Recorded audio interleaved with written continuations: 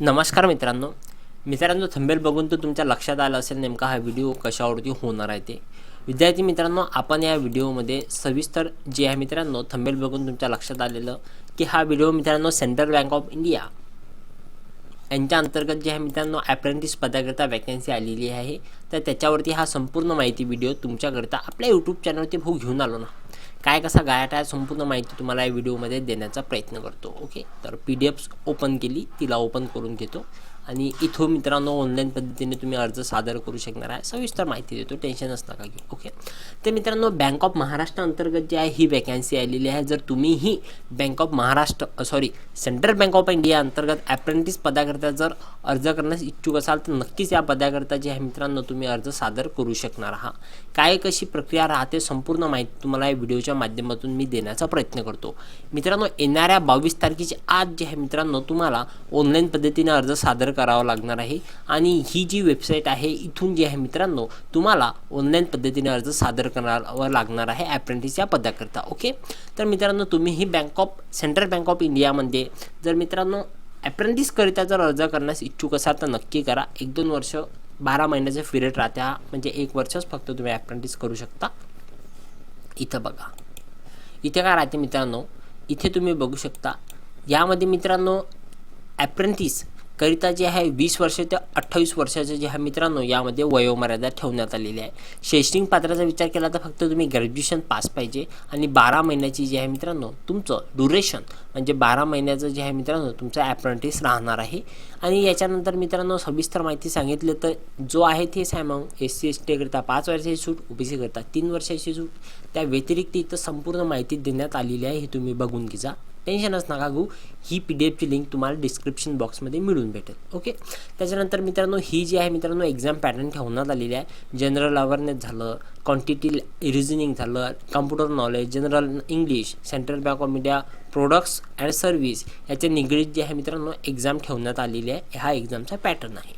Okay, त्याच्यानंतर मित्रांनो इथे आपण बघू शकतो final selection direct merit miss लागणार आहे, कट ऑफ आणि त्याच्यानुरूप जे आहे मित्रांनो जवळपासच म्हणजे 5-10 किलोमीटरच्या आत तुम्हाला जे आहे मित्रांनो सेंट्रल बँकच्या शाखेत जे आहे पोस्ट देऊन देणार आहे अप्रेंटिसची. ओके, त्याच्यानंतर मित्रांनो इथे महत्त्वाचं जर चाललं तर हा DD ते पूर्ण जीव घेणारा DD दिसून राहिला. इथे तुम्ही बघू शकता जर तुम्ही EWS जनरल मेल कॅन्डिडेट असाल तर तुम्हाला 944चा मित्रांनो अप्रेंटिस पदाकरिता अर्ज देणार आहे. म्हणजे मित्रांनो जवळपास 1000 रुपये बघला, 1000 रुपयाचा एक फॉर्म, म्हणजे वर्षभरात तर 10-20 हजार रुपये हे ऑनलाईन फॉर्म भरायलाच लागायचे. हो, कमाल झाली. OBC फिमेलकरिता मित्रांनो 708 रुपयाचा DD, SC ST करिता 236चा आणि बाकीचे इतर कास्टलाही 236चा आणि जनरल OBC EWS कास्टला 944 रुपयाचा DD ठेवण्यात आलेला आहे. म्हणजे जीव घेणे DD म्हणता येईल सरळ सोपी भाषेत. अप्रेंटिसची वॅकन्सी एवढा मोठा DD. याच्या अगोदरच भाऊ आता 5 मिनटं अगोदर मी एक व्हिडिओ सोडला, महाराष्ट्र बँक सहकारी बँक 1800 रुपयाचा DD कायले म्हणते, 1800 रुपयाचा DD काही का कुकडे काय करून राहिलं सरकार, काही समजून नाही राहिलं भाऊ. 1800 रुपयाचा DD या भरतीसाठी 1000 रुपयाचा DD, म्हणजे विचार करा DD कुकडे काय करून राहिले, हे गणित काही समजून नाही राहिलं. अप्रेंटिसची वॅकन्सी आहे ना बाबा, परमनंटली नाही हो, काही कामाची गोष्ट दिसत. चला जाऊ द्या. तर मित्रांनो सेंट्रल बँक ऑफ इंडिया अंतर्गत ही वॅकन्सी आलेली आहे अप्रेंटिस पदाकरिता. जर तुम्हीही अप्रेंटिस करण्यास इच्छुक असाल, जो की 10-15 हजार रुपये पगार भेटेल त्याच्याकरिता जर इच्छुक असाल तर तुम्ही नक्कीच ही अप्रेंटिस करू शकता. मस्त गव्हर्नमेंटची राहते ही ब्रँच, तर मस्त मजा मारा आणि काही दिवसानंतर मस्त अनुभव घेऊन प्रायव्हेट सेक्टरमध्ये इंटरव्ह्यू द्यायचा. जर ओळख परिचय चांगला असेल, HDFC बँकेत झालं किंवा जेही प्रायव्हेट बँकेत जर तुमचे नातेवाईक नोकरीत असेल त्याला म्हणायचं भाऊ 1 वर्षाचा इकडला अनुभव आहे, थोडे चांगल्या पोस्टिंगवर जमून द्या आपला कार्यक्रम, तर निपटते, काही टेन्शन घ्यायचं नाही. प्रायव्हेट सेक्टरमध्ये हा कार्यक्रम निपटते. आता जे आहे मित्रांनो ही महाराष्ट्र स्टेटमध्ये 586 वॅकन्सी आहे. त्याच्यानंतर कोणत्या कास्टमध्ये किती वॅकन्सी आहे हे इथे डिटेलमध्ये ठेवण्यात आलेलं आहे. इथे आपण बघू शकतो, हे डिटेलमध्ये आहे. येणार रे असं मित्रांनो. आता जर ओपन केला आपण SC कास्टचा विचार, तर SCमध्ये 59 वॅकन्सी आहे. आता त्या 59मध्येही मित्रांनो मेल किती, फिमेल किती असा कार्यक्रम असतो. हे संपूर्ण इन्फॉर्मेशन माहिती पाहिजे कुठेही कोणत्याही पद्धतीने अर्ज सादर करता वेळी. ओके. तर मित्रांनो, सरळ सोपी भाषेत सांगायचं झालं तर तुम्हाला जर सेंट्रल बँक ऑफ इंडिया अंतर्गत 12 महिन्याची अप्रेंटिस करायची असेल तर नक्की करा. त्याच्याकरता तुम्हाला ₹1000 रोख म्हणून द्यावं लागणार आहे. सोबतच मित्रांनो तुमची एक्झामही राहणार आहे. ते सगळा कार्यक्रम निपटला तर तुम्ही सेंट्रल बँक ऑफ इंडिया अंतर्गत जे आहे मित्रांनो अप्रेंटिस म्हणून काम करू शकता 1 वर्ष. तिथून अनुभव घ्यायचा, मस्त प्रायव्हेट सेक्टरमध्ये नोकरी करायची मस्त. ओके.